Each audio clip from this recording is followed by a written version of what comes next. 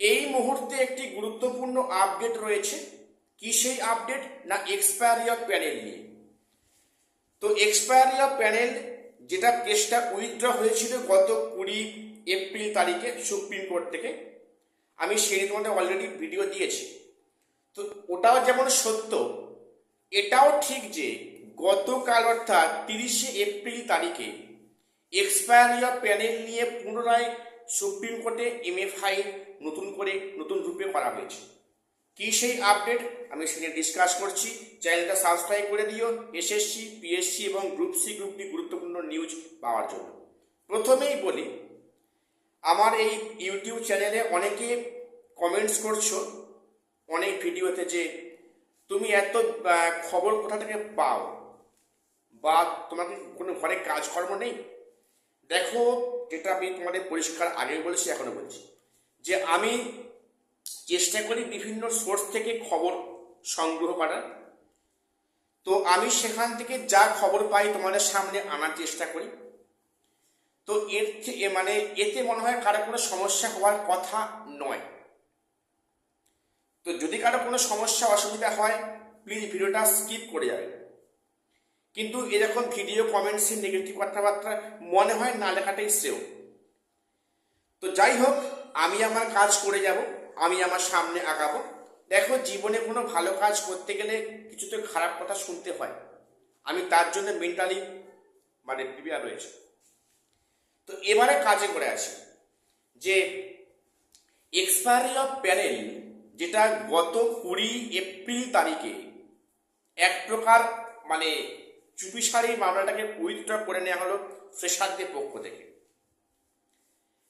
তো কেন সেখানে প্রায় তোমাদের আমি 7টা পয়েন্ট বলেছিলাম যে এই পয়েন্টে কিন্তু সমস্যা রয়েছে ওই কেসটাকে ফ্রেম করার ক্ষেত্রে। সেখানে পুনরায় রেজিস্ট্রারের কাছে মেনটেন করা হয়েছিল, সেখানে অনেক সমস্যা ত্রুটি পাওয়া গেছে।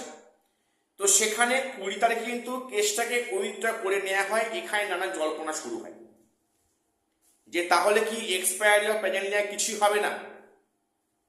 বিষয়টা কি আছে, এক্সপায়ারি অফ প্যানেলটা টেন্টেড অর নট, এটাকে বললে ঝামেলা খুঁড়ি গেল।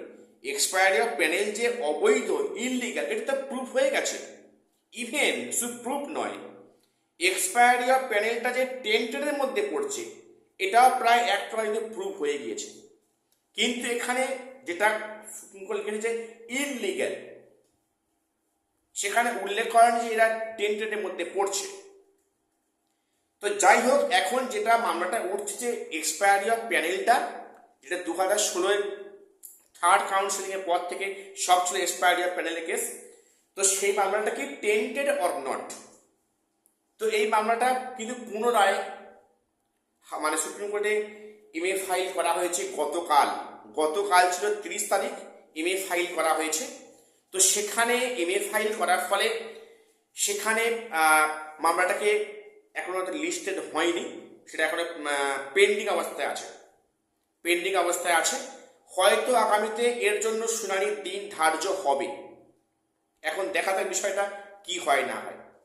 মনে হয় না এক্সপায়ারি অফ প্যানেল এতটা সহজে সমস্যা সলভ হয়ে যাবে। তো এটুকুই আজকে এই মুহূর্তে আপডেট দেওয়ার ছিল। আমি যখন যা আপডেট পাই তোমাদের সামনে আনার চেষ্টা করি। তো এটুকু আজকে খবর দেওয়ার ছিল। চ্যানেলটা সাবস্ক্রাইব করে দিও। দেখা হচ্ছে পরে কোনো ভিডিওতে।